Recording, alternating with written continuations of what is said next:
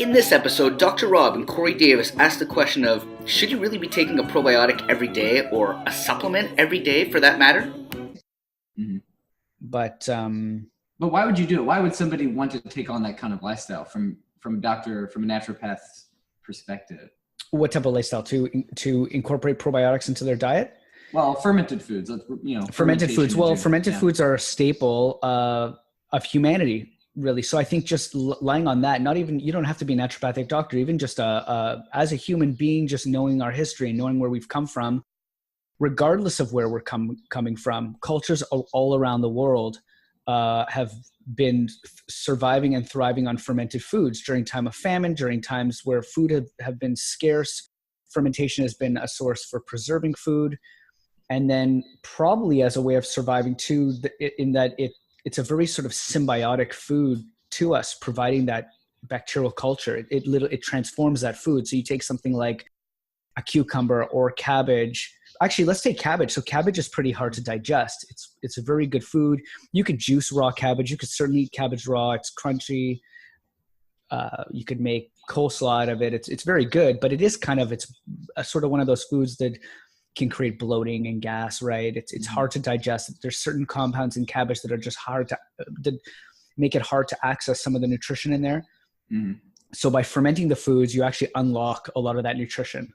Enzymes are activated. Certain parts of the foods are pre-digested. So a lot of the times in nature, one food that might not even really be easy to digest, once it's fermented, it's sort of pre-digested and it goes down super easy and we thrive on it. So I think just in terms of accessing our food, while also preserving our food without even touching on the immune benefits or anything I think fermented food is a great staple to have. However, lately, especially, I've been starting to think about probiotics on a daily basis. In the natural health trend, especially in North America, we've been on this trend of consuming probiotics daily. It's a common question if you interview any naturopathic doctor and you say, if you had to choose one or two supplements on the face of the earth to take every day, which is kind of a stupid question to begin with, because probably you shouldn't be taking anything every single day. But what would it be, doc?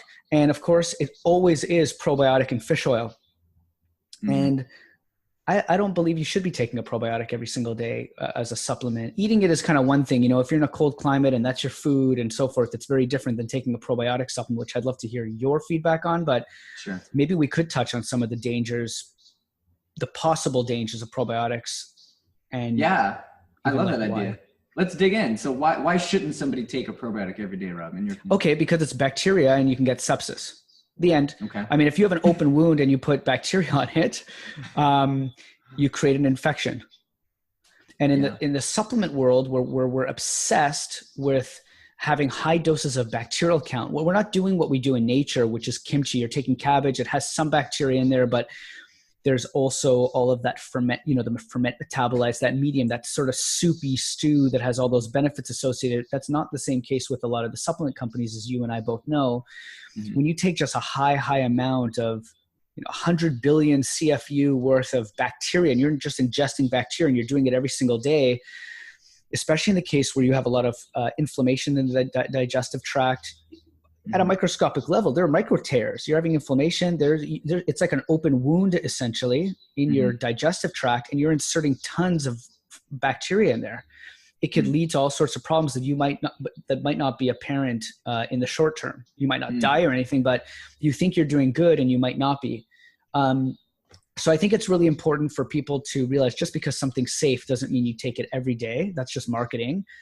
And I think it's important to understand why somebody would be a great candidate for something like a probiotic in the first place. And more times than not, ironically, it's when you have digestive problems, but you have to be careful. So if you just had a huge bout of diarrhea, for example, it disrupts your gut flora, right? All your natural ecosystem of bacteria that have been evolving over the course of your life gets disrupted, right? When you have a huge bout of diarrhea, or if you've had constipation for a long time, if you've had antibiotic use, as we know, broad spectrum, like amoxicillin even, it'll kill the bad bacteria, but it'll also kill a lot of the good. So you can have bloating and gas and discomfort afterwards. So that's a great candidate to then introduce some healthy probiotic cultures in, but should you be taking it, how long should you be taking it for? Should you be taking it for forever just because you think it's good for you?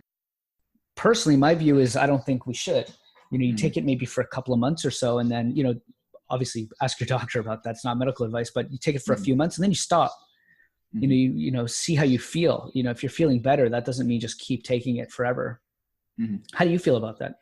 Yeah. So as far as my research that I've done on this, there's at least one infant death, right, due to actual administration of probiotics by a mainstream company. I won't name the name here, but if you want to learn more about this, just look at the recent of Consumer Reports. It was done last year at the end of the year sometime. They did a whole expose on supplements, and I know that in there they had one FDA investigated case where a baby was administered a baby formula with probiotics, and it was just like you're saying. It was there was a bad strain in there. This can happen. This is the part of behind the scenes in the supplements industry that a lot of people don't get access to, but I think this was an important case to expose the fact that bacterial contamination of supplements, whether or not it's a probiotic or most oftentimes it's a botanical ingredient, right? It's been sitting around. It grows mold, as many or any food would if it's left in storage for a particular period of time with moisture and the right conditions, right? And these molds are themselves potentially dangerous. They contain bacterial and yeast strains that can damage tissue, can cause a lot of havoc in the body, but they can also create aflatoxins, which which is a very toxic byproduct that can damage livers, nervous tissue, cardiovascular system. They cause cancer. Very, very bad stuff. And very few companies, believe it or not, actually test for aflatoxins. They may test for mold and bacterial counts, but that's not the whole part of the equation.